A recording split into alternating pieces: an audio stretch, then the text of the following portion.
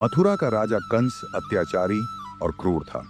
जब कंस की बहन देवकी का विवाह वसुदेव से हुआ तो आकाशवाणी हुई कि देवकी का 8वां पुत्र कंस का वध करेगा। इस भविष्यवाणी से भयभीत होकर कंस ने देवकी और वसुदेव को कारागार में डाल दिया और उनके सभी नवजात शिशुओं की हत्या कर दी। जब भगवान कृष्ण का जन्म हुआ तो रात घोर अंधेरी थी। चारों ओर कंस की सुरक्षा थी, लेकिन अद्भुत चमत्कार हुआ। कारागार के द्वार अपने आप खुल गए और वसुदेव ने नवजात कृष्ण को यमुना नदी के पार गोकुल में नंद बाबा और यशोदा के पास पहुंचा दिया। इस घटना से हमें यह शिक्षा मिलती है कि चाहे परिस्थितियां कितनी भी कठिन क्यों ना हो, अगर लक्ष्य दिव्य और सही हो तो सृष्टि आपके कार्य को सफल करने में मदद करती है। बाल्यकाल, आनंद और निडरता का प्रतीक। गोकुल में कृष्ण का बचपन बहुत साधारण लेकिन अद्भुत घटनाओं से भरा रहा। यशोदा और नंद बाबा ने कृष्ण को बड़े प्यार से पाला, लेकिन उनके बचपन में भी कंस ने उन्हें मारने के कई प्रयास किए। पूतना वध। कंस ने पूतना नामक राक्षसी को भेजा जो नवजात शिशुओं को मारने के लिए जानी जाती थी।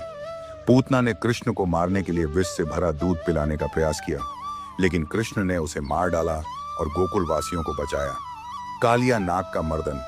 कालिया नाग ने यमुना नदी को जहरीला बना दिया था।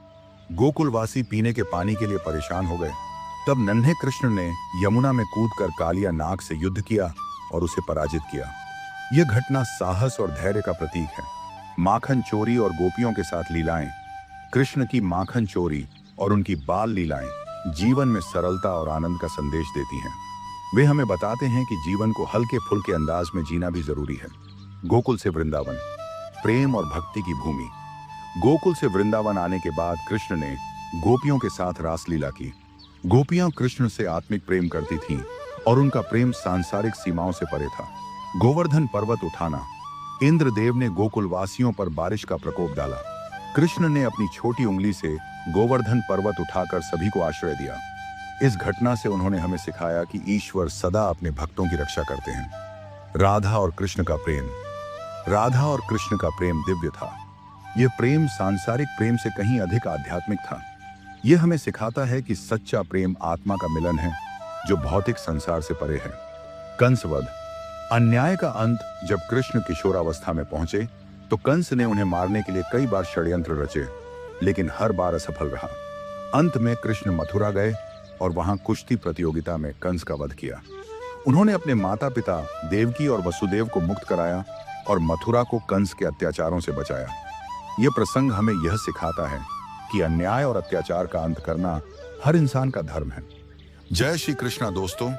सनातन धर्म से जुड़ी रोचक और ज्ञानवर्धक जानकारी के लिए हमारे चैनल सनातनी को सब्सक्राइब करें और धर्म से जुड़े अद्भुत रहस्यों को जानें।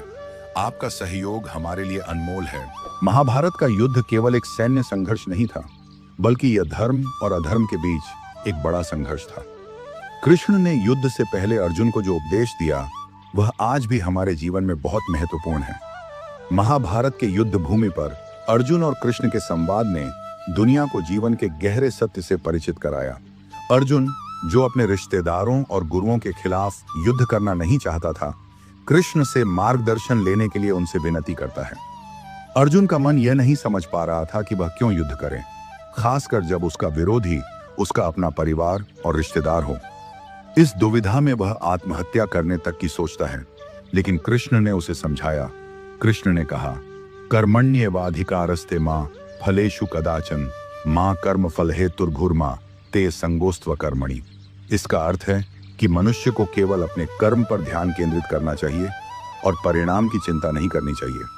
कृष्ण ने अर्जुन को यह सिखाया कि उसका धर्म क्या है, युद्ध करना और अपने कर्तव्य को निभाना। वे कहते हैं कि व्यक्ति को अपनी जिम्मेदारी निभानी चाहिए, चाहे परिणाम कुछ भी हो। कृष्ण ने अर्जुन को यह सिखाया कि धर्म का पालन करना आवश्यक है, चाहे वह कितना भी कठिन क्यों ना हो। वे यह स्पष्ट करते हैं कि अगर धर्म के मार्ग पर चलने से व्यक्तिगत लाभ नहीं होता है तो भी उस मार्ग पर चलना चाहिए। जीवन में धर्म और कर्तव्य का पालन करने से व्यक्ति का आत्मा शुद्ध होता है और अंततः वह भगवान के पास पहुंचता है। महाभारत के युद्ध से पहले एक और प्रमुख घटना घटित हुई जिसने भगवान कृष्ण की न्याय के प्रति उनकी निष्ठा को प्रकट किया। यह घटना द्रौपदी के चिरहरण की थी।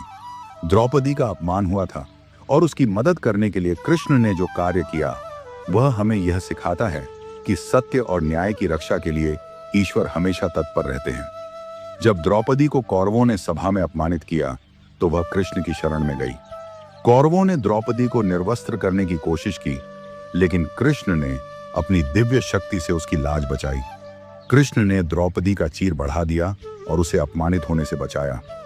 यह घटना हमें सिखाती है कि सच्चे भक्त की रक्षा भगवान खुद करते हैं।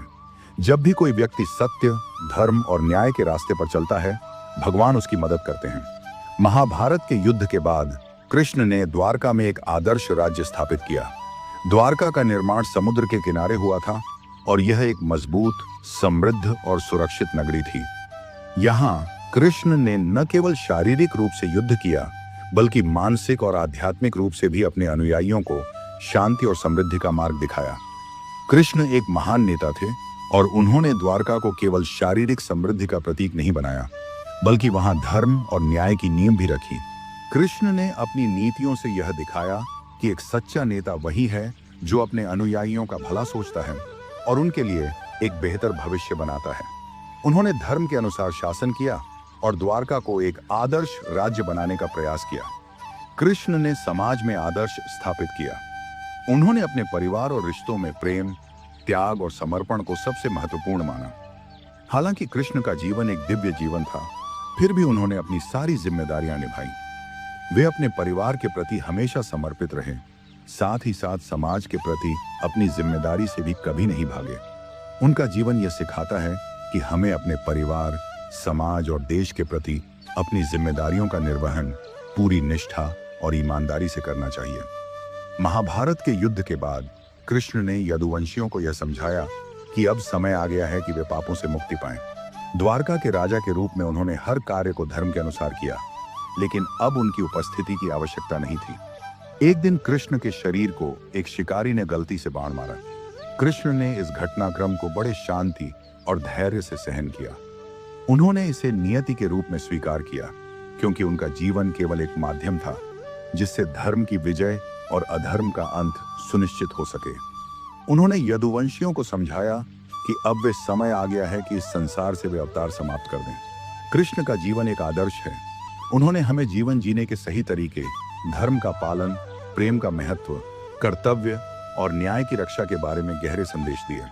उनका जीवन हमें यह सिखाता है कि किसी भी स्थिति में हमें अपने सत्य और कर्तव्यों से समझौता नहीं करना चाहिए, चाहे कठिनाई कैसी भी हो। अगर हम अपने जीवन में कृष्ण के उपदेशों का पालन करें तो हम कभी भी विफल नहीं होंगे। उनकी गीता हमें जीवन के हर पहलू में मार्गदर्शन करती है, चाहे वह कर्म, भक्ति, ज्ञान या ध्यान हो। श्री कृष्ण का जीवन हमें हमेशा यही याद दिलाता है कि हमें अपने कर्तव्यों का पालन करते हुए सत्य और धर्म के मार्ग पर चलना चाहिए और भगवान सदा हमारे साथ हैं।